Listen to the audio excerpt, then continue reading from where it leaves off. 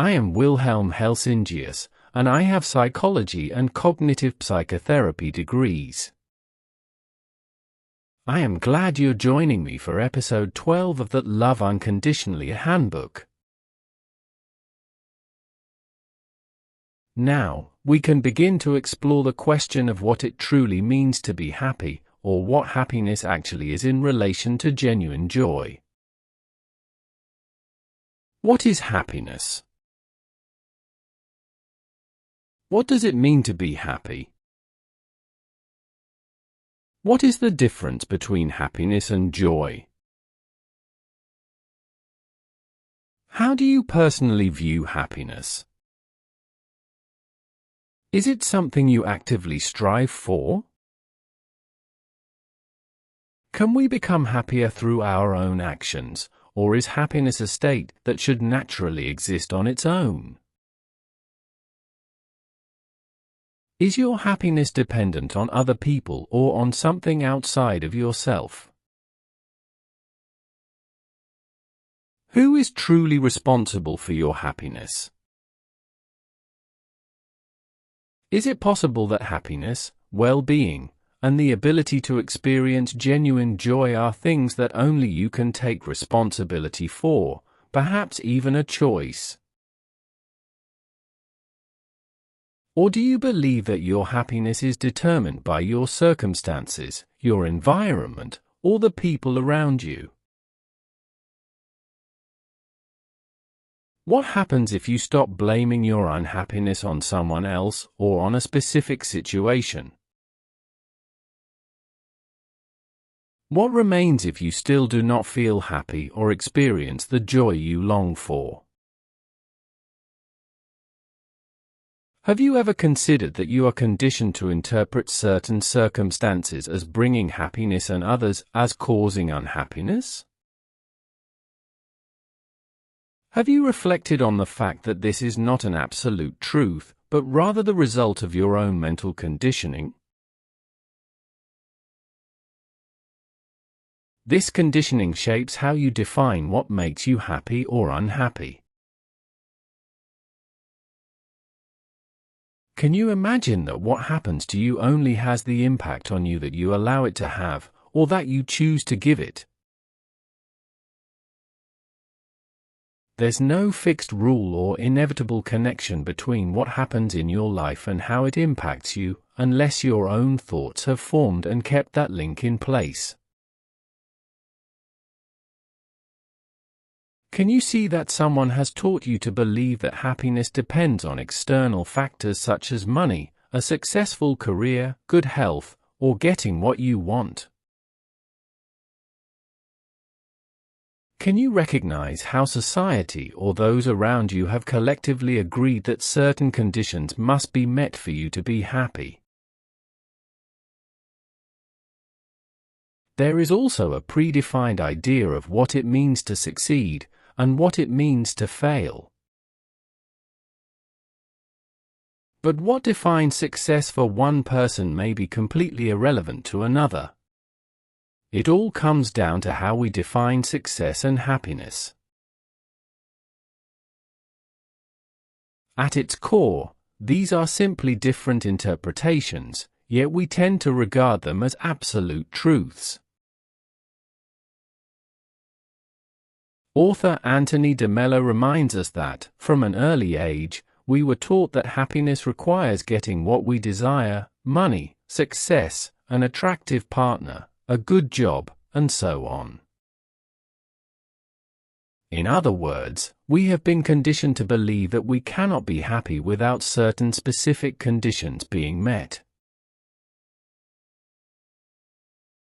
Because of this, our experiences have become tied to specific external circumstances that have been defined as right, as things we should strive for, or as necessary for us to feel happy.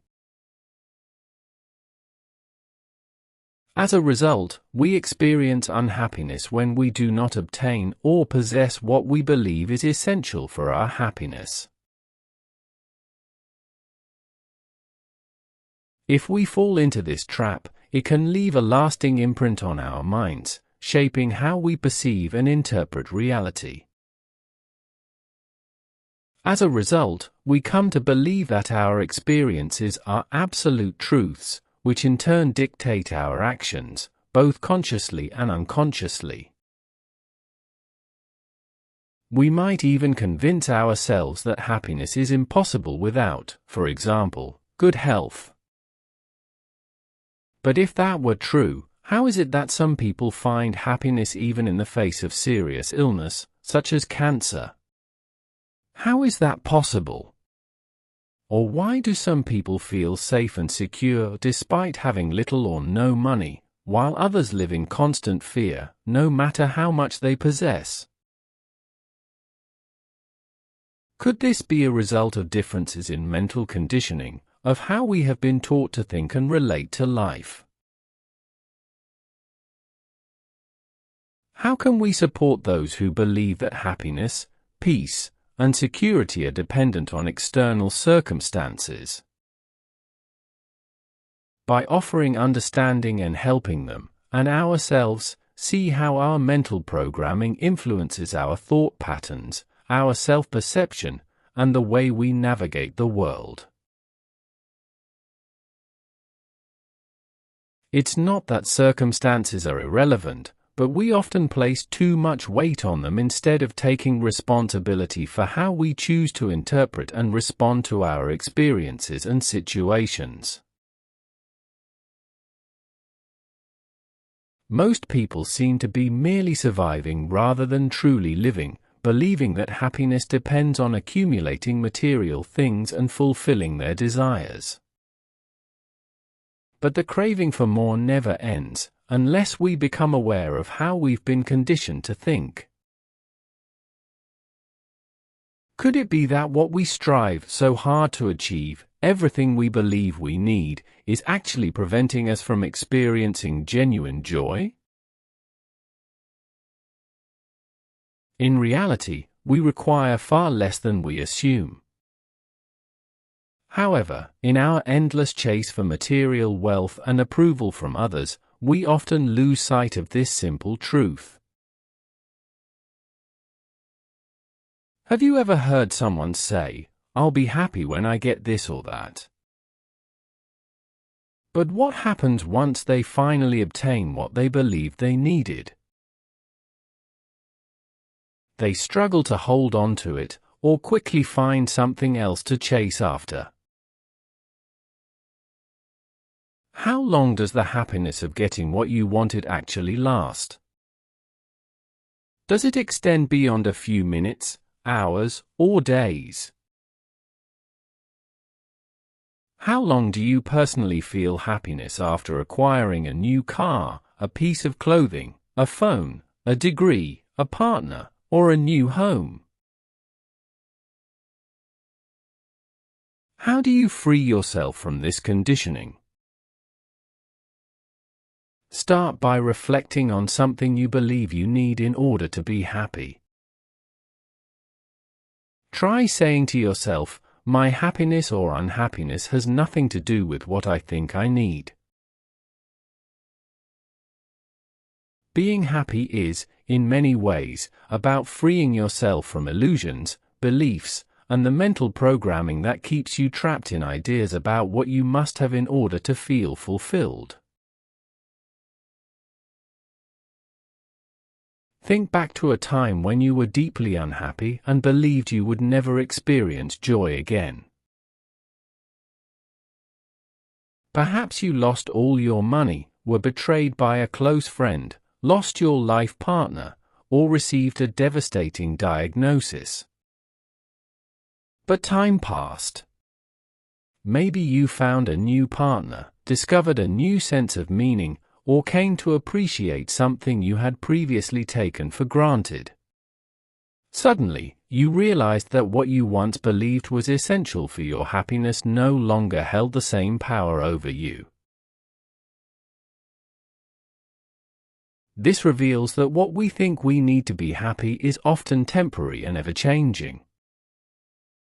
However, we find it difficult to fully understand this because our conditioning is so deeply rooted. Imagine how liberating it would be to become emotionally independent of things needing to go your way or looking a certain way for you to feel at peace. If you can truly understand and embrace this insight, it can bring an incredible sense of freedom and a profound feeling of relief. Is the pursuit of happiness a trap? Consider this. Could the very act of chasing happiness be a trap, since it depends on specific conditions being met? If you turn happiness into a goal to be reached, do you not make yourself dependent on everything unfolding exactly as you desire? But what happens when life doesn't go according to plan? Does that mean you automatically become unhappy? Striving for happiness often leads to disappointment. Many believe that they would be happy if they could just have everything they desire. But is that really true? What if having all that you wish for is the very thing keeping you from what your deeper self truly longs for? Happiness that depends on external circumstances tends to be fragile and fleeting. Unlike happiness, which is often conditional and tied to external factors, genuine joy can be a pure experience in itself. It emerges when you stay true to your values, immerse yourself in meaningful activities, or cultivate a deeper sense of purpose in your life and actions. When was the last time you experienced true joy? What triggered it? How good are you at allowing yourself to feel joy, regardless of your circumstances, your mood, or what others may think? Could it be that genuine joy is more important than chasing happiness? If you are constantly pursuing happiness, you risk getting caught in the habit of seeking only comfort and pleasure. Over time, this can make life feel less meaningful and make it harder for you to discover what truly inspires and fulfills you. What happens when you're not happy? Do you try to fill the void with distractions, keeping yourself busy instead of pausing to truly feel what's happening inside you? The illusion of happiness. What if happiness itself is an illusion, something constructed by your own mind? What if you have been conditioned to chase something that always seems just out of reach? This programming may prevent you from experiencing real joy and from appreciating the love and abundance that already exist in your life. What would happen if, instead of chasing happiness, you focused on what feels meaningful, inspiring, and deeply fulfilling to you? This is not just about feeling joy, it's also about being present, about having the courage to face your full range of deeper feelings, including discomfort. It's about being humble, honest, and compassionate with yourself and others, no matter what challenges arise. Genuine joy is characterized by its independence from external circumstances. It emerges when you engage in what is meaningful and live in harmony with your deeper self. The more you let your ego dictate your desires, the more likely you are to build internal barriers. Conditional happiness often leads to suffering when life doesn't go as planned. A path to true joy. Let yourself be inspired. Do something that feels truly important to you. Dare to step outside your comfort zone. Try living according to your values and focus on giving rather than receiving. Joy often arises naturally as a result of this. But don't do it just to achieve joy. That would turn joy into another goal, another condition. Instead, allow joy to emerge on its own, without expectations. If you're unsure about what truly matters to you, take the time to pause and reflect.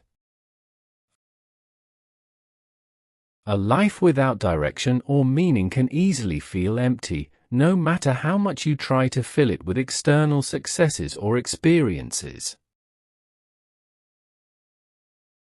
You can continue chasing what your ego and your thoughts tell you that you need, but it will not provide you with a deep sense of fulfillment and well-being that comes from understanding what you truly need and finding meaning in it. It may also prevent you from discovering what unconditional love really means. Your ego may believe it already knows what love and joy are. But if you dare to open your mind to something unconditional, you might be surprised by the deeper experience that awaits. Do less, experience more. If you are juggling 5 different activities, try setting aside 4 of them and see how it affects the one that remains. We often believe that the more we do, the more we get out of life. But in reality, it is often the opposite. The more we dare to let go, the deeper we can go. This leads to richer experiences, a stronger sense of fulfillment, and a deeper connection to meaning. We live in a time where activity stress is surprisingly common. Many people try to fit in as much as possible, and in the worst cases, we pass this pattern on to our children, expecting them to live hectic and constantly active lives as well. As I've mentioned before, one of the most common reasons we fill our lives with activities is that we struggle to be with ourselves. We use constant busyness as a way to suppress or control our deeper feelings. Believe it or not, simply sitting still can be one of the most rewarding things you can do, if you truly do it. Sitting still is not about thinking, planning, or analyzing, but about being fully present in the moment. For those of us in the Western world, where we are conditioned to always be doing, thinking, solving, and achieving, this can feel surprisingly difficult. We often try to escape the present moment, escaping ourselves and others. We even convince ourselves that we can do multiple things at once, but that is an illusion. So let me ask you, do you believe you can do 2 things at the same time with full presence? Would you rather continue deceiving yourself, or dare to give yourself the gift of doing one thing at a time, fully present in that moment and with what you do? Your ego may feel threatened by the idea of not being constantly busy. But I hope you allow yourself to experience what it truly means to do less and to be fully present in what you do. Who do you surround yourself with? Take a moment to consider the people around you. Are they the kind of people who blame you or make you feel inadequate? Or are they people who dare to be honest with you, who challenge you in a constructive way, and who help you grow and make choices, even when you feel uncertain? Choose your company wisely. It is important to surround yourself with people who inspire you, who help you grow into the best version of yourself, and who support you in fulfilling your deepest needs. At the same time, we also need people who dare to challenge us and confront us with uncomfortable truths, not to bring us down, but because they truly care. In a nutshell, dare to do less and let go of what you don't wish to immerse yourself in. Be fully present in each moment. See mistakes as natural steps on the path to learning and growth. Surround yourself with people you trust, who care about you, and who both inspire and challenge you to evolve. Above all, live with curiosity, humility, compassion, love, and genuine presence. This is where you will find true meaning and joy, far beyond superficial success or constant busyness. Now, let's explore compassion. What comes to mind when you hear the word compassion? What image does it evoke within you? Is compassion an important part of your life? Do you see compassion as something that drains your energy, or could it actually be something that nourishes you, perhaps even something that heals and strengthens you? Take a moment to reflect. Is compassion something that feels burdensome to you, or could it be a guiding force that helps you and others navigate life's challenges? As I've mentioned before, we all carry within us two symbolic wolves. One represents selfishness, self-centeredness, and victimhood, while the other embodies compassion, generosity, and understanding. As we now know, the wolf we feed is the one that grows and shapes our lives. When we get caught in selfishness and see ourselves as victims, we often create distance from what we truly need. We may not always notice when this happens, but it affects us deeply. Compassion stands in contrast to ego-driven self-focus, and its benefits have been known for thousands of years. This is not a modern concept. Compassion is universal and timeless, something that enriches us regardless of our circumstances. The healing power of compassion. Compassion can reduce stress, depression, anxiety, shame, and self-criticism. It can also increase our sense of happiness and give our lives a deeper sense of meaning. Furthermore, it helps us cope with pain and difficult life situations. As psychologist Paul Gilbert puts it, compassion is sensitivity to one's own and others' suffering, combined with a desire to alleviate or prevent it. The difference between sympathy, empathy, and compassion. Have you ever reflected on the difference between sympathy, empathy, and compassion? Take a moment to think about it. If you write down your thoughts, you may realize that the differences aren't as obvious as they first seem. Why is it important to understand these distinctions?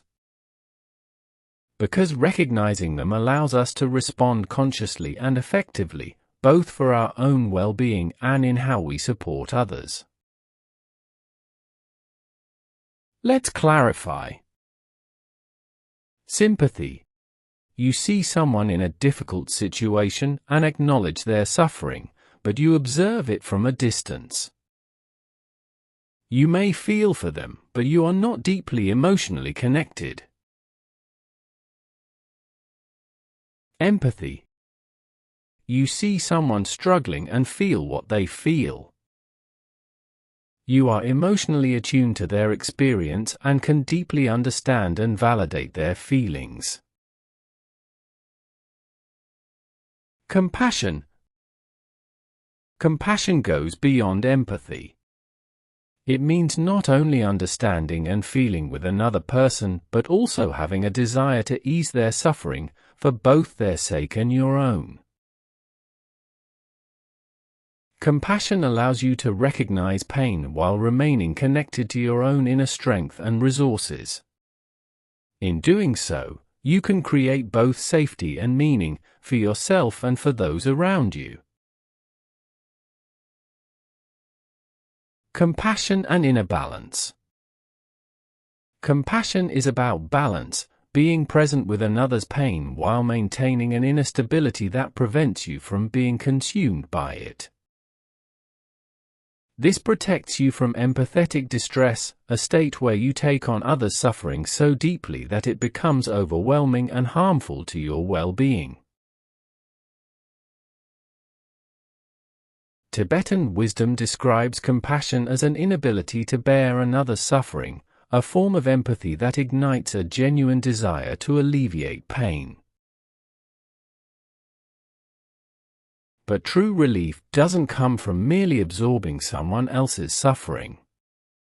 It happens when you witness and acknowledge their experience while also offering them stability, reassurance, love, and your inner light. This is the kind of compassion that heals, not just others, but yourself as well. Summary. Developing compassion is not just about feeling with others, it is also about cultivating an inner strength that allows you to be present without losing yourself in someone else's suffering. Compassion is not weakness, it is power. And that power has the potential to transform both your life and the lives of those around you. If compassion feels heavy, it may be something else you are experiencing or offering. When it feels overwhelming, it is often a sign that you are feeling sympathy, empathy, or a lack of presence. True compassion is always strengthening, healing, and meaningful. Practical differences between sympathy, empathy, and compassion. Sympathy. You see that a friend is sad and understand it on an intellectual level, but you do not deeply feel their feelings. Your attempts to comfort them may remain superficial, for example, by encouraging them to think positively without truly acknowledging or validating their feelings. Empathy. You feel what your friend feels when they are sad. You are also emotionally connected to their sorrow, but it can be difficult not to get stuck in or overwhelmed by the feeling yourself. Compassion. You recognize and are present with your friend's sorrow, but at the same time, you remain grounded in your own feelings and inner resources. With this stability, you can offer something that helps them move forward from their pain. Compassion begins with self-awareness. To truly experience empathy, an essential foundation for compassion, you need to be in touch with your own feelings on a deeper level. Without self-awareness, you cannot fully understand or connect with someone else's feelings. Compassion is not just something we offer to others, it is also something we can extend to ourselves. Take a moment to reflect.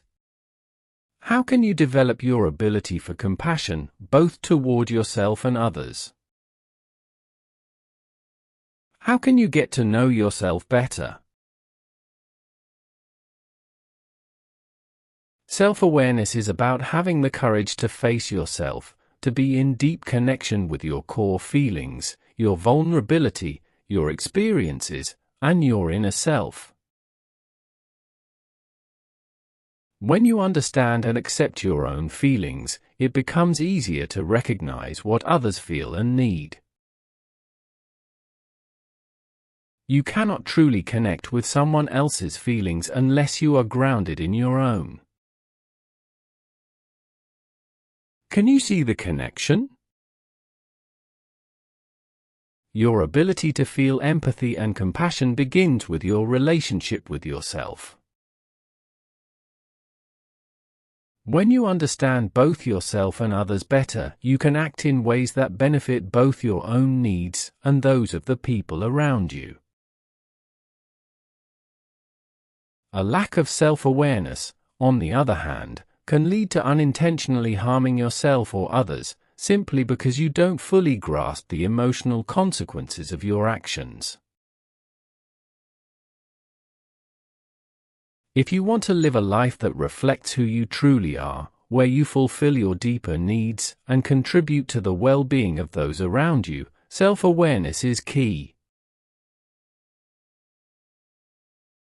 How do you respond in difficult moments? Take a moment to reflect. How do you respond when someone you care about is going through something painful or challenging? Be honest with yourself. There is no shame in realizing that you may often offer sympathy rather than empathy or compassion. But if you never take a moment to pause and reflect on how you truly respond in these situations, you might miss the opportunity to understand yourself more deeply and grow into a more supportive and emotionally present person for both yourself and others. How would it feel to ask others about their experience of you? What would happen if you asked the people closest to you how they experience your support when they go through difficult times? Do they experience you as someone who offers sympathy, empathy, or compassion? It could be a courageous and eye-opening question to ask, and perhaps an important key to better understanding yourself and your relationships. If you choose to ask others, be open to their honesty. If you decide to ask someone how they perceive your ability to show empathy and compassion, make sure to reassure them that you genuinely want their honest answer, even if they are unsure how you might react. Their sincerity can provide you with invaluable insight into how others experience you and how you can grow in your ability to connect more deeply with yourself and those around you. What do you think?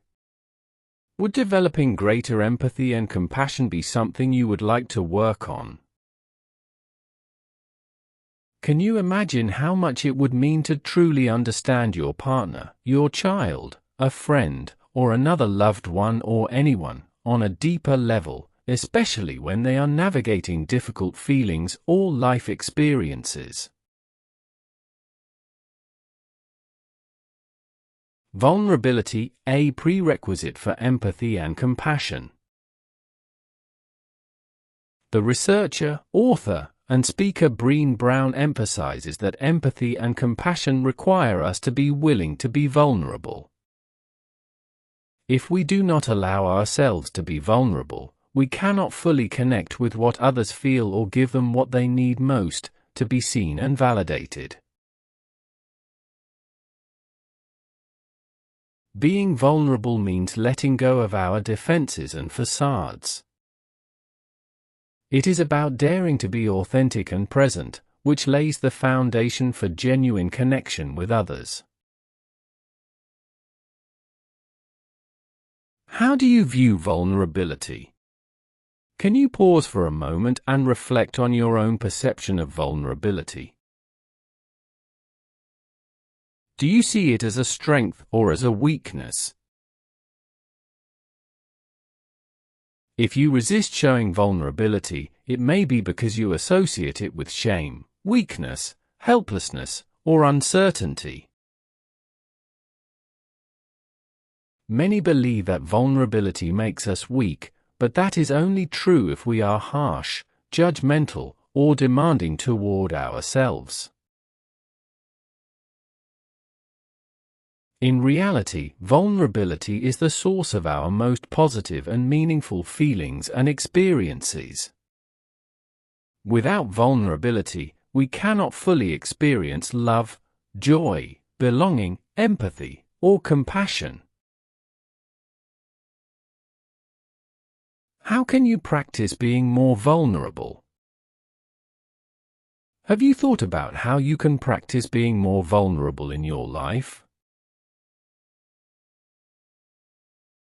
Brené Brown encourages us to embrace making mistakes, showing our uncertainty, and revealing our imperfections, rather than striving to always be right or appear flawless. By being honest and authentic with ourselves, we open the door to deeper relationships and true connection. Daring to be vulnerable is not a sign of weakness. It is a strength that allows you to be fully present and authentic, both with yourself and with others. If we return to compassion, what is the difference between compassion and self-compassion? The psychologist and researcher Kristen Neff describes self-compassion as compassion directed toward yourself, an approach in which you remain present and connected to your own feelings and experiences, just as you would be toward another person in need. Take a moment to reflect. How do you treat yourself when you feel sad or down? Imagine a child who is upset. Would you say to the child, "Be more positive," "Stop complaining," or "Be strong"? Hopefully not. In such a situation, you would likely pause, meet the child with gentleness, understanding, and sensitivity. You would offer them safety and validation without demanding that they change their feelings or be any different than they are. But how do you treat yourself in similar situations? Are you as kind and understanding toward yourself as you would be toward a child? Or are you harsh, self-critical, and judgmental, perhaps even punishing? How would it feel to meet yourself with the same kindness and understanding you show a child? Being gentle and compassionate toward yourself does not mean giving up or indulging in self-pity.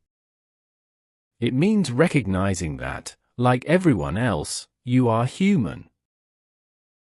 That you are just as deserving as anyone else of understanding, love, and acceptance, not only from others, but also from yourself. Self-compassion is not about avoiding responsibility or effort. It means letting go of self-blame and self-punishment. When you release the burden of your own self-criticism, you can instead meet yourself with understanding, kindness, and constructive reflection. Self-compassion means treating yourself the way you would treat your closest and most beloved friend. How do you think it would feel to be as kind to yourself as you are to a dear friend? Or do you perhaps think that self-compassion is only for those who indulge in self-pity? Consider this: could you feel better, and maybe even perform better, if you approached yourself with more understanding, gentleness, and love? Self-criticism and its effects. When you are self-critical and judgmental, you increase feelings of guilt and inadequacy. This can create even greater resistance the next time you try to take on something you previously struggled with.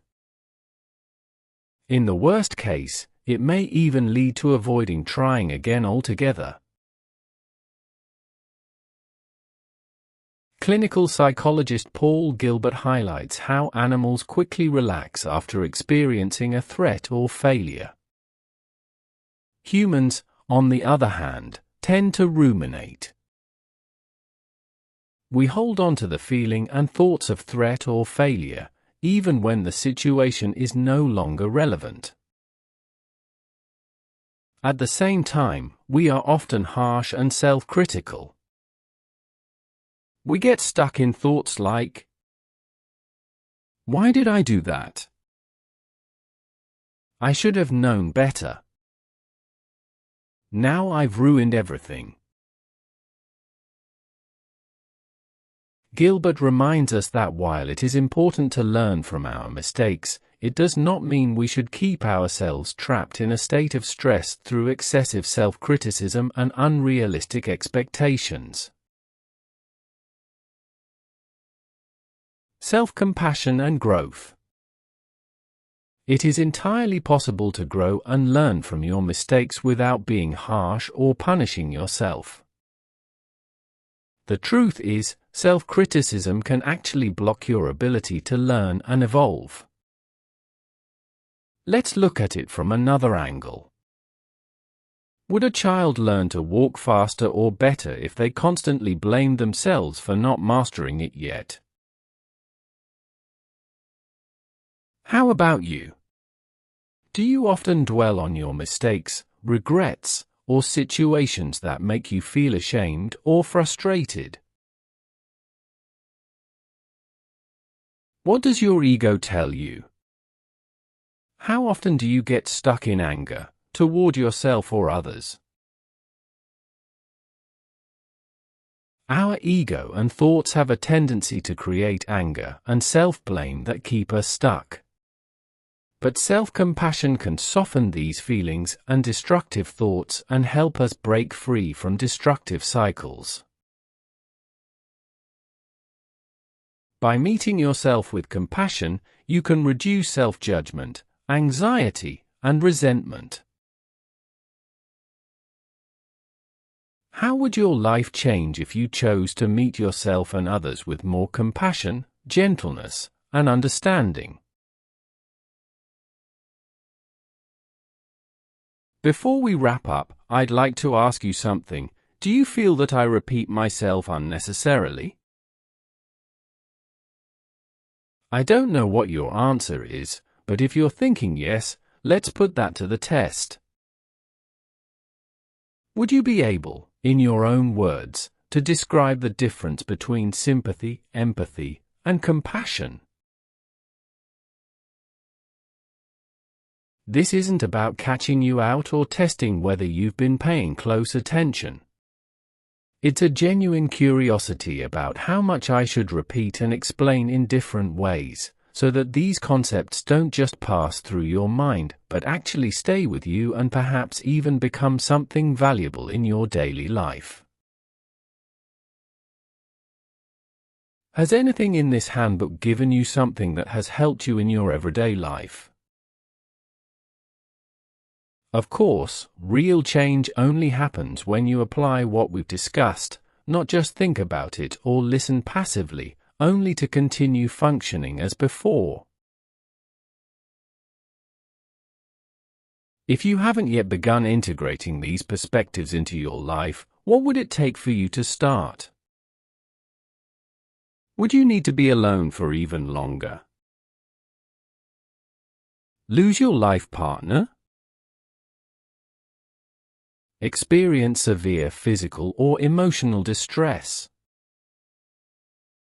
Or could you take these ideas into your daily life now, just as an experiment, to see what might happen if you approached yourself and those around you with these ways of thinking and being, even when nothing is urgently wrong? Thank you for listening all the way to the end of this episode. If you found anything in this episode interesting or helpful, I'd really appreciate it if you clicked the like button and shared a few words about your thoughts on the content of this handbook. Most importantly, it helps others find this as well.